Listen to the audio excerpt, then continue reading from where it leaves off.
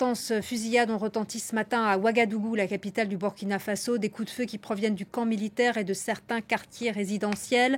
La télévision nationale publique, comme vous le voyez à l'image, a été coupée. Tous les ressortissants étrangers de Ouagadougou sont invités à rester chez eux. Le porte-parole de la junte qui s'est emparé du pouvoir en janvier dernier n'est pas joignable.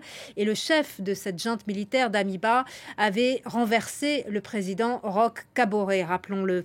Merci Kalidoussi d'être avec nous. Vous êtes notre ancien correspondant au Burkina Faso. Peut-on parler d'une nouvelle tentative de coup d'État? Visiblement, c'est la confusion sur place. Effectivement, c'est la confusion. Depuis ce matin à Ouagadougou, aux alentours de 4 heures du matin, des tirs ont été entendus au camp Babassi, c'est un camp militaire.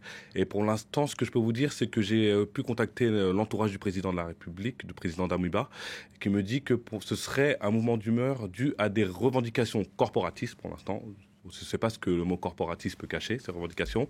Et le président va bien. Il est en sécurité. Et ce qui pourrait être derrière ce moment d'humeur, ce serait le lieutenant Zungrana et ses unités Cobra, qu'on appelle les unités Cobra. Et le lieutenant Zungrana, il est bien connu au Burkina Faso parce qu'il a été à l'origine d'une tentative de coup d'État de l'ancien président Roch Kaboré, peu avant le coup d'État qui a été effectué le 24 janvier dernier par Damiba, sur le régime de Roch Kaboré. Donc pour l'instant, c'est très confus ce matin à Ouagadougou. Il y a beaucoup d'informations contradictoires, mais pour l'instant, on ne parle pas de coup d'État. Il n'y a pas de coup d'État. Tant que ce n'est pas acté, on ne peut pas parler de coup d'État. Donc ça veut dire qu'il y a une lutte, par exemple, entre factions qui s'opposent? C'est très compliqué de décrypter. Vous savez, dans ces moments-là, il y a beaucoup d'informations contradictoires. Il y a aussi beaucoup d'intox. Donc ce qu'on peut dire, c'est qu'on peut s'en tenir aux faits. Oui, il y a eu un mouvement d'humeur. Il y a eu des tirs ce matin, et des tirs au niveau de la présidence, au niveau d'un camp militaire. Et il y a eu la télévision, le signal a été coupé. Ça, ce sont des signes forts, mais pour l'instant, tant que le coup d'État n'est pas consommé, on ne peut pas parler de coup d'État. Mais il faudra suivre la situation les prochaines heures à Ouagadougou parce que ça peut nous rappeler des souvenirs qui ne sont pas très lointains et celui du coup d'État du 24 janvier dernier, 2022. Mais pour l'instant, il n'y a pas de coup d'État. En tout cas, le président Damiba avait promis un retour à la sécurité.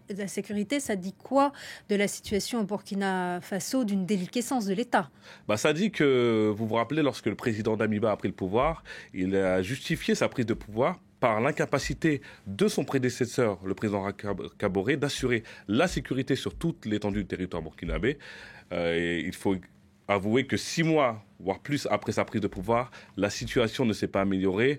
Le nombre d'attaques continue. La dernière attaque en date, c'est un convoi à Gaskindé, dans le nord du pays, où plusieurs personnes auraient été tuées. Le bilan officiel parle de 11 morts et une vingtaine de blessés, mais selon des sources sécuritaires et des sources locales, il y aurait beaucoup plus de morts. Donc cela peut montrer que la sécurité et l'insécurité au Burkina Faso dépassent l'homme, dépassent le pouvoir d'un homme, et c'est beaucoup plus compliqué que ça aujourd'hui au Burkina Faso. Merci beaucoup Kalidoussi pour votre analyse. Merci à vous.